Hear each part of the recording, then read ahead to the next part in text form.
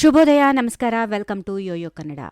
ದಶಕಗಳಿಂದ ಗ್ರಾಮೀಣ ಭಾಗದ ಜನರಿಗೆ ಆಸರೆಯಾಗಿದ್ದ ಮಹಾತ್ಮ ಗಾಂಧಿ ಉದ್ಯೋಗ ಖಾತ್ರಿ ಯೋಜನೆ ಅಥವಾ ನರೇಗಾ ಇನ್ನು ಇತಿಹಾಸ ಪುಟ ಸೇರಲಿದೆ. ಕೇಂದ್ರ ಸರ್ಕಾರ ನರೇಗಾ ಬದಲಿಗೆ ಹೊಸ ಕಾನೂನು ತಂದಿದ್ದು, ಇದಕ್ಕೆ ಸಂಸತ್ತು ಮತ್ತು ರಾಷ್ಟ್ರಪತಿಗಳ ಅಂಕಿತ ಕೂಡ ಬಿದ್ದಿದೆ. ಬರುವ ಏಪ್ರಿಲ್ 1ರಿಂದ ಈ ಯೋಜನೆ ಹೊಸ ರೂಪದಲ್ಲಿ, ಹೊಸ ಹೆಸರಿನಲ್ಲಿ ಜಾರಿಗೆ ಬರಲಿದೆ. ಹೆಸರು ಬದಲಾವಣೆ ಬಗ್ಗೆ ರಾಜಕೀಯ ಕೆಸರೆರಚಾಟ ನಡೆಯುತ್ತಾ ಇದ್ರೂ, ಕೇಂದ್ರ ಸರ್ಕಾರ ಮಾತ್ರ ಈ ಹೊಸ ಕಾನೂನಿನಿಂದ ಜನರಿಗೆ ಮತ್ತಷ್ಟು ಲಾಭ ಸಿಗಲಿದೆ ಎನ್ನುವ ಭರವಸೆ ನೀಡಿದೆ. ಅಷ್ಟಕ್ಕೂ ಈ ಹೊಸ ಯೋಜನೆಯ ಹೆಸರೇನು, ಇದರಲ್ಲಿ ಸಿಗುವ ಸೌಲಭ್ಯಗಳೇನು, ಕಂಪ್ಲೀಟ್ ಡೀಟೇಲ್ಸ್ ಇಲ್ಲಿದೆ, ನೋಡೋಣ ಬನ್ನಿ.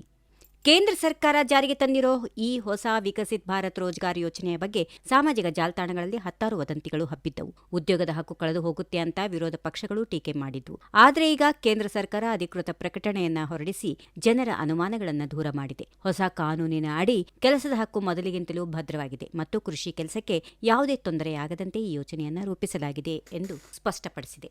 ಈ ಹೊಸ ಕಾನೂನಿನ ಅನ್ವಯ ದೈಹಿಕ ಶ್ರಮ ಹಾಕಲು ಸಿದ್ಧ ಇರುವ ಪ್ರತಿ ಗ್ರಾಮೀಣ ಕುಟುಂಬಕ್ಕೆ ಪ್ರತಿ ವರ್ಷ ಕನಿಷ್ಠ 125 ದಿನಗಳ ಕೆಲಸವನ್ನ ಖಾತರಿಪಡಿಸಲಾಗಿದೆ. ಹಳೆಯ ಯೋಜನೆಯಲ್ಲಿ ಇದು ಕೇವಲ 100 ದಿನಗಳು ಇತ್ತು.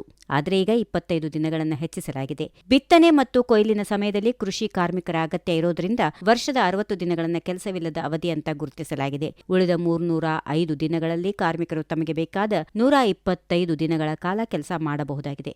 ಒಂದ್ ವೇಳೆ ನೀವು ಕೆಲಸಕ್ಕಾಗಿ ಅರ್ಜಿ ಸಲ್ಲಿಸಿದ 15 ದಿನಗಳ ವೇಳೆಗೆ ಉದ್ಯೋಗ ನೀಡದಿದ್ದರೆ ಸರ್ಕಾರವೇ ನಿಮಗೆ ನಿರುದ್ಯೋಗ ಭತ್ಯೆಯನ್ನು ಕೂಡ ನೀಡಲಿದೆ. ಅಷ್ಟೇ ಅಲ್ಲ, ಹೊಸ ಕಾನೂನಿನ ಅಡಿಯಲ್ಲಿ ದಿನಗೂಲಿ ದರವನ್ನು ಕೂಡ ಹೆಚ್ಚಿಸಲಾಗಿದೆ. ಪ್ರತಿ ವರ್ಷ ವೇತನ ದರವನ್ನು ಪರಿಷ್ಕರಣೆ ಮಾಡಿ ಅಧಿಸೂಚನೆ ಹೊರಡಿಸಲಾಗಿತ್ತು. ಕೆಲಸ ಮಾಡಿದ ಹಣವನ್ನು ವಾರಕ್ಕೊಮ್ಮೆ ಅಥವಾ 15 ದಿನಗಳಿಗೊಮ್ಮೆ ನೇರವಾಗಿ ಕಾರ್ಮಿಕರ ಬ್ಯಾಂಕ್ ಖಾತೆಗೆ ಜಮಾ ಮಾಡಲಾಗುವುದು ಎಂದು ಕೇಂದ್ರ ಸರ್ಕಾರ ಭರವಸೆ ನೀಡಿದೆ. ಈ ಯೋಜನೆಯ ಅನುಷ್ಠಾನಕ್ಕಾಗಿ ಕೇಂದ್ರ ಮತ್ತು ರಾಜ್ಯ ಸರ್ಕಾರಗಳ ನಡುವೆ 60:40 ಅನುಪಾತದಲ್ಲಿ ಹಣಕಾಸು ಹಂಚಿಕೆ ಆಗಲಿದೆ. ಇನ್ನು ಈಶಾನ್ಯ ರಾಜ್ಯಗಳು ಮತ್ತು ಹಿಮಾಲಯನ್ ರಾಜ್ಯಗಳಿಗೆ ಕೇಂದ್ರವೇ 90% ಹಣವನ್ನು ನೀಡಲಿದೆ.